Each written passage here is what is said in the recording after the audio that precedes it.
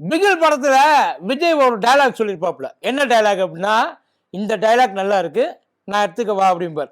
அது ஏன்னா இந்த போலீஸ்கார் ஒருத்தர் ஒன்று சொல்லுவார், ஏதோ ஒன்று சொல்லுவார், நாம யாருன்றது முக்கியம் இல்லை, நம்மளால என்ன முடியுன்றது தான் முக்கியம் அப்படின்றது. அந்த டயலாக்ல ரொம்ப இம்ப்ரெஸ் ஆகி விஜய் இந்த டயலாக் நான் வச்சுக்கிறேன். இப்போ நான் விஜய் கிட்ட ஒரு ரிக்வெஸ்ட், உங்க படத்தோட ஒரு கேப்ஷனு இப்போ நான் ஐயா ஸ்டாலினுக்காக வச்சுக்கவா? இல்லைப்பா, உங்களோட அவருக்கு நல்லா செட் ஆகுது. அது இட்ஸ் டைம் டு லீட் தலைவா. நிஜமா சார், வடநாட்டில் இருக்கிற ஒரு இந்தி பத்திரிக்கை, என்ன சொல்ல போனால் ஒரு மராத்தி பத்திரிக்கைன்னு வச்சுக்குவோம். அந்த பத்திரிக்கை இந்தியாவை வழிநடத்துறதுக்கு தகுதியான ஒரு ஆள் அப்படின்னா அது தமிழ்நாட்டோட ஐயா ஸ்டாலின் தான். அவருக்கு தான் இந்தியாவை வழிநடத்துகிற எல்லா திறமையும் இருக்கு. நான் சொல்லலை சார், தயவு செய்து என்னைய யாரும் ஏற்றிடாதீங்க.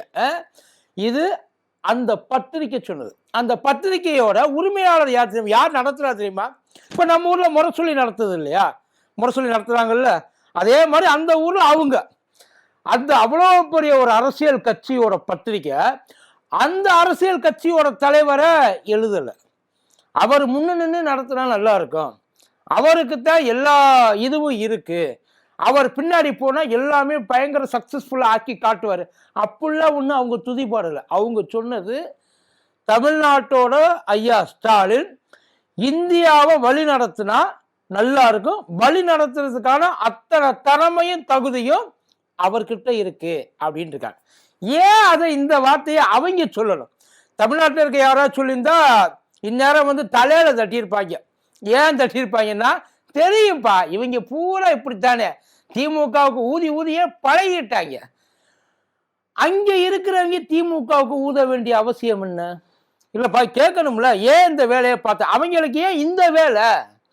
அவங்கள தூக்கி பேசியிருக்கலாம், அவங்கள பாராட்டி பேசியிருக்கலாம். ஏன் ஐயா ஸ்டாலினை தலைமை தாங்கணும்னு கூப்பிடுறாங்க? பார்த்துருவோமா?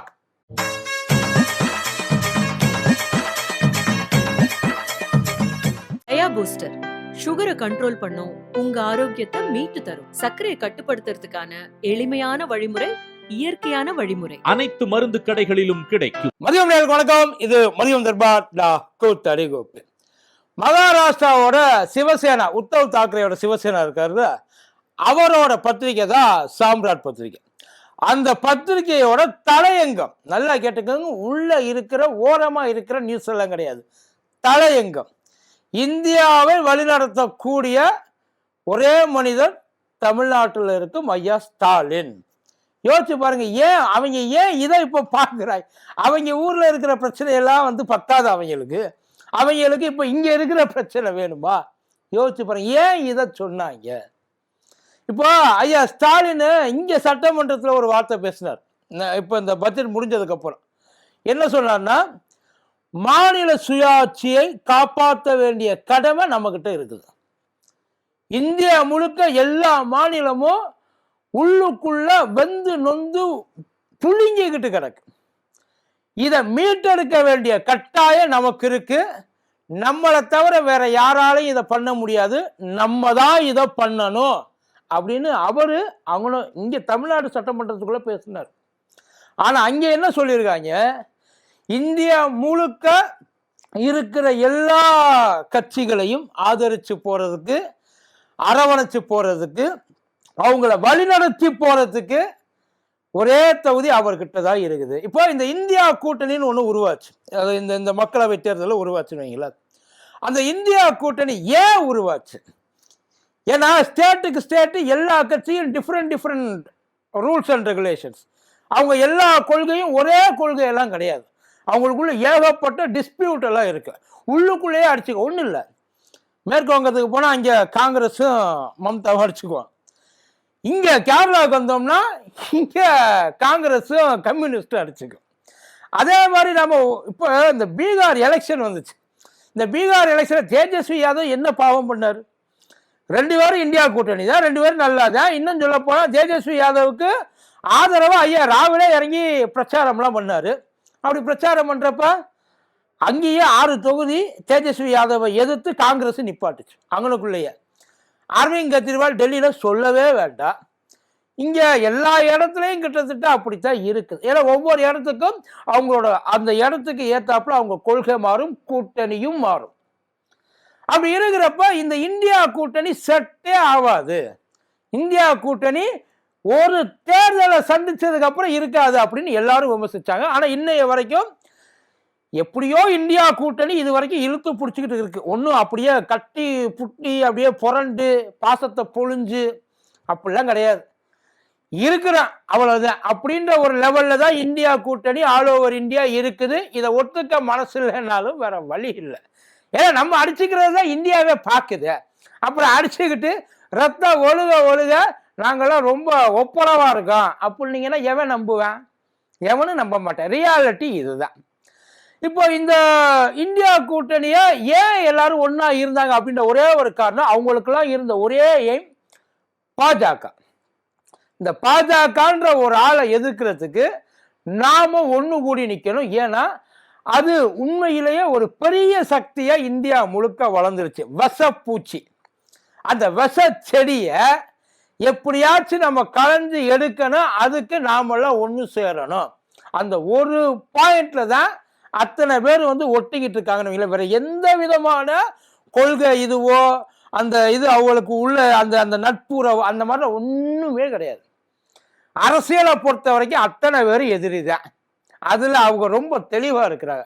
ஆனா பொது எதிரின்னு ஒருத்தர் இருப்பான்ல, எவனுக்குமே ஆகாதவன்னு ஒருத்தர் இருப்பான்ல, அவனை எப்படியாச்சும் அடிச்சு வரட்டணும். அதுக்காகத்தான் இந்த இந்திய கூட்டணின்னு ஒண்ணு உருவாக்கணும். ஆனா அந்த இந்திய கூட்டணி ஆரம்பிச்சப்ப இருந்த அந்த ஒரு வீரியம் அதுக்கப்புறமும் இருக்குதா?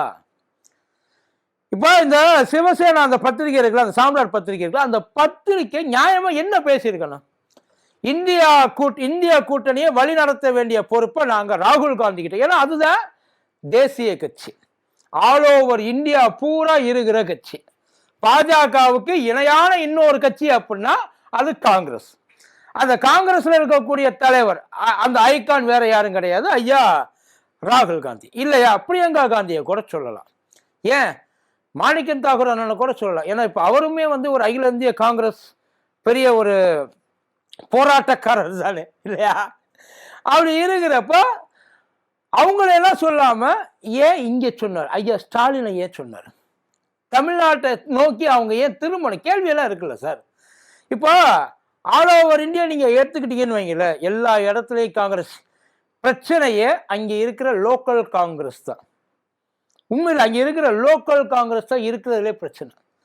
தமிழ்நாட்டை பார்த்து எல்லா தலைவர்கள், அரவிந்த் கெஜ்ரிவால் தமிழ்நாட்டை பார்த்து நம்ம கத்துக்கணும். அரவிந்த் கெஜ்ரிவால் சொன்னது, ஐயா சித்தராமையா தமிழ்நாட்டை மாதிரி நம்மளும் இருக்கணும்டா, நமக்கு ஏன்டா அந்த உணர்வு இல்லாம போச்சு? சித்தராமையா சொன்னார்.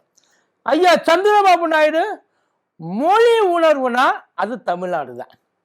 அவங்கள்ட்ட இருக்க மொழி உணர்வை பார்த்து நாமள பெருமை பண்ண, அதே மாதிரி நாமளும் இருக்க கத்துக்கணும். மம்தா பானர்ஜி சும்மா சொல்லக்கூடாது, அவங்க ரொம்ப இதுக்கு போயிட்டா. கலைஞர் எல்லாம் வந்து எப்படி போர்காஸ்ட் பண்ணி இதெல்லாம் இன்னைக்கு இவங்க படுத்துற பாடம் அன்னைக்கு 69ல கலைஞர் யோசிச்சிருக்காரு. அப்படின்னா எவ்வளவு பெரிய அவரெல்லாம் வந்து ஒரு அரசியல் இதுவா இருக்கணும். யோசிச்சு பாருங்க. அப்படின்னு பார்க்கிறப்ப எல்லாம் ஸ்டாலின் ஐயாவை பார்க்கிறப்ப எல்லாருக்கும் ஒரு தனிப்பட்ட ஒரு மரியாதை, தனிப்பட்ட ஒரு ஈர்ப்பு. உண்மை இல்லை, ஆல் ஓவர் இந்தியா ஒன்றும் இல்லை. காங்கிரஸ் அப்படின்னு நீங்க போயிட்டு நீங்க சொன்னீங்கன்னா ஆளாளுக்கு முறைச்சுக்கிட்டு நிற்பாங்க. எல்லா ஸ்டேட்லையும் இருக்கிறது தான், இல்லாமல்லாம் கிடையாது. அதே நேரத்தில் ஐயா ஸ்டாலின்னு சொன்னீங்கன்னா எதிர்க்க எவனுக்கும் மனசே கிடையாது.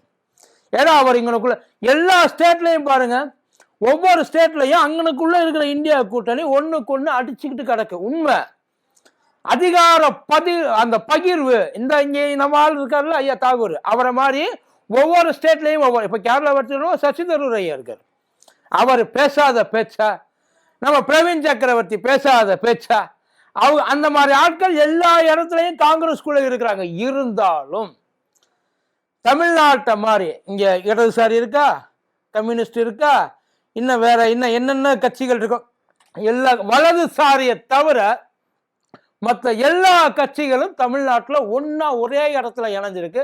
அதுக்கு ஒரு உள்ளுக்குள்ள கூட்டல் கழித்தல் பெருக்கல் வகுத்தல் எல்லாம் இருக்க தாப்பா செய்ய. ஒரு குடும்பம்னாலே அவ்வளவு சண்டை சச்சரவு, அவ்வளவு மனஸ்தாபங்கள், அவ்வளவு போட்டி பொறாமை எல்லாம் இருக்கு. அதையெல்லாம் மீறி அதை எப்படி நடத்திக்கிட்டு போறோன்றது அந்த ஒரு விதம் தான் இங்க இருக்கிற அத்தனை பேரையும் உண்மையில எப்படின்றது தெரியாம முழிச்சுக்கிட்டு இருக்காங்க. இவர் எப்படி இதை பண்றாரு, ஏன் இதை நம்மளால பண்ண முடியல? எல்லாருக்குமே அந்த ஒரு இது இருக்கு. இப்போ வெஸ்ட் பெங்கால்ல தனியா வந்து காங்கிரஸ் போட்டி போட போகுது. மம்தா உள்ளுக்குள்ள சேர்க்க மாட்டாங்க, மம்தா உள்ளுக்குள்ள சேர்க்கவே மாட்டாங்க. இருந்தாலும் தனியா காங்கிரஸ் ஒரு ட்ரை பண்ணலாம். ஒருவேளை வெஸ்ட் பெங்கால்ல ஐயா ஸ்டாலின் இருந்திருந்தா ஒரு பேச்சுக்கு மேபி காங்கிரஸோட ஒரு கூட்டணியை ஒரு அந்த ஒரு பேக்டும் பாங்க பற்றிய உடன்படிக்கை வந்திருக்கும். இப்போ கேரளாவிலையும் கிட்டத்தட்ட அதே கதை தான், கம்யூனிஸ்ட் ஒரு இடத்துக்கு வந்திருக்கும். இப்போ ஒவ்வொரு ஸ்டேட்டையும் எடுத்துக்கோம்னா இப்போ ஐயா ஸ்டாலினை வந்து ஒரு பேச்சுக்கு சொல்கிறார், இந்தியா லீடாக கொண்டு போகிறாங்க. லீடாக கொண்டு போகிறதுக்கு அவருக்கு வந்து எல்லாத்தையும் வந்து தெரிஞ்சிருக்கணுன்ற அவசியம் இல்லை, எல்லாரையும் தெரிஞ்சிருந்தா போதும். எல்லாருக்கும் அவர் எப்படி அதை அவரோட அந்த அரவணைப்பு யார் எதிர்ப்பான்னு நினைக்கிறீங்க? மம்தா எதிர்ப்பாங்கன்னு நினைப்பீங்க? கண்டிப்பாக கிடையாது. ஐயா ஸ்டாலின் வந்து லீட் பண்ணுறாரு அப்படின்னா அவங்க கிட்ட பேசுறதுக்கு விருப்பப்படுவாங்க. இந்த பக்கம் ஒடிசா போவோமே, ஐயா நம்ம நவீன் பட்நாயக் அவரை எதிர்ப்பாருன்னு நினைக்கல, வரவே இருப்பார். இவர் தேஜஸ்வி அவர் பண்ணுவார்னு நினைக்கிறீங்களா? வாய்ப்பே கிடையாது. அந்த பக்கம் போகும் சார். இப்போ ராஜஸ்தான் எடுத்துக்கோ, ராஜஸ்தான்ல சச்சின் பைலட்டுக்கும் நம்ம அசோக் கெலாட்டுக்கும் ஏகப்பட்ட சண்டை, கொஞ்சம் நெஞ்ச சண்டையில் இல்லை, ஏகப்பட்ட சண்டை. எல்லாத்தையும் உட்கார வச்சு வேடிக்கை பார்த்துக்கிட்டு இருக்காங்க. அதே இப்போ காங்கிரஸோட பெரும் பிரச்சனை என்ன அப்படின்னா, காங்கிரஸ்குள்ள இருக்கிற பிரச்சனையை சமாளிக்க முடியாம காங்கிரஸ் தடுமாறுது. உள்ளது அதான். பாஜகவுக்கு இருக்கிற ஒரே ஒரு அட்வான்டேஜ் என்ன நடந்தால் தமிழ்நாட்டை தவிர, ஏன்னா இங்க அண்ணாமலை இருக்கார், தமிழ்நாட்டை தவிர India rest of the India எல்லா இடத்துக்கும் பாஜக தலைமைக்கு கட்டுப்பட்டு பேசாம உட்கார்ந்துருக்காங்க, உண்மை. ஆனா காங்கிரஸோட சாவம் யாருமே தலைமைக்கு கட்டுப்பட மாட்டேன்றாங்க. அதே நேரத்தில் தலைமையை அவங்கள கட்டுப்படுத்த நினைக்க மாட்டேங்குது. அது அப்படியே அப்பையிலேருந்தே இருந்து அது மாட்டுக்கு அது அது ஜென்ரேஷன் அது அந்த காங்கிரஸோட ஜீன்லயே அது வந்துருச்சுன்னு நினைக்கிறேன். இப்போ அவங்க சொல்றது இந்தியா அந்த இந்திய கூட்டணியை லீட் பண்றதுக்கு ஐயா ஸ்டாலின், ஏற்கனவே ஐயா கலைஞருக்கு எவ்வளவு பெரிய ஒரு வாய்ப்பு வந்தது அப்படின்றது எல்லாருக்கும் நல்லா தெரியும். அன்னைக்கு அவர் சொன்னார், என் உயரம் எனக்கு தெரியும் போதும். இப்போ ஐயா ஸ்டாலினுமே தமிழ்நாட்டை விட்டுட்டு அவங்க சொல்லலாம் லீட் பண்றதுக்கு ஐயா ஸ்டாலினுக்கு எல்லா தகுதியும் இருக்கு, பர்ஃபெக்ட்லி கேப்பபிள் அப்படின்னு சொல்லிட்டு அவங்க சொல்லலாம். பட் ஆனால் ஐயா இருக்கிற இதை சமாளிக்கிறதுக்குள்ளேயே போதும் ஆயிடுது. எனக்கு இவங்களை பார்த்துக்கிட்டா போதும், என்னால் என்ன பண்ண முடியுமோ சப்போர்ட் பண்ண முடியுமோ அதை நான் பண்றேன்னு ரொம்ப தெளிவாக சொல்லுவேன். இப்போ ஏன் அந்த இடத்துல காங்கிரஸ் சொல்லலை? பிரச்சனையே அங்கேதான், வேற எதுவும் இல்லை. பிரச்சனை என்ன அப்படின்னா, காங்கிரஸ் நம்மளுடைய ஒரே எய்ம் என்ன, இருக்கிற ஒரு எதிரி, அந்த ஒரு எதிரி தான் உங்களுக்கு, வேற யாருமே கிடையாது. வேற என்ன பிரச்சனை ஏது பிரச்சனை, ஒவ்வொரு ஸ்டேட்டுக்கு என்ன பிரச்சனை, ஸ்டேட்டை நீங்க சப்போர்ட் பண்ணுங்க சார், ஸ்டேட்டை நீங்க சப்போர்ட் பண்ணுங்க. அட்லீஸ்ட் ஒரு ரோல் மாடலா இதை எடுத்துக்கங்க. ஐயா ஸ்டாலின் எடுத்துங்க, ரோல் மாடலா எடுத்துக்கங்க. ஒரு ஸ்டேட்டை எப்படி கொண்டு போகணும், அதாவது இப்போ ஒரு மேல நீங்க டெல்லியில இருக்கீங்க, டெல்லி காங்கிரஸுக்கு வேணும், டெல்லி தான் காங்கிரஸுக்கு வேணும், மாநிலம் இல்ல, கேபிட்டல் ஆஃப் இந்தியா அது வேணும். அந்த டெல்லி வேணும்னா அந்த டெல்லிக்கு கீழே அந்த டெல்லியை வந்து யார் யாரெல்லாம் தாங்கி பிடிச்சிட்டு இருக்க தூங்கல் இந்தியாவோட மற்ற ஸ்டேட்ஸ், அந்த ஸ்டேட்ல நீங்க யாரை அனுசரிச்சு போகணும்? உங்களை அனுசரிச்சு ஸ்டேட் போகணுமா, ஸ்டேட் அனுசரிச்சு நீங்க போகணுமா? ஒரு பேரரசன் இருக்கான்னு வைங்கள, அவங்கிட்ட ஒரு பெரிய படம் இருக்கும், மாற்றம்லாம் இல்லை, ஆனா அவனுக்கு கீழே இருக்க அந்த சிற்றரசர்கள் இருக்காங்க இல்லைங்களா, அதுதான் அந்த பேரரசனோட பவர். இப்ப நீங்க இங்க கீழே இருக்கிறவங்க அவங்கள நீங்க இந்த அஸ்திவாரத்தை நல்லா போடணுமாங்க இல்ல, ஒவ்வொரு ஸ்டேட்லையும் ஸ்டேட் அட்ஜஸ்ட் பண்ணி ஸ்டேட்டுக்கு உங்களால என்ன சப்போர்ட் கொடுக்க முடியும் அந்த வேலையை நீங்க பார்க்கலாம். அதை விட்டு ஸ்டேட்ல எங்களுக்கு பங்கு வேணும், நீங்க என்ன மாநில கட்சியா? ஸ்டேட்ல எங்களுக்கு பங்கு வேணும், ஸ்டேட்ல எங்களுக்கு அதிகாரம் வேணும், ஸ்டேட்ல எங்களுக்கு எல்லா உரிமையும் வேணும்.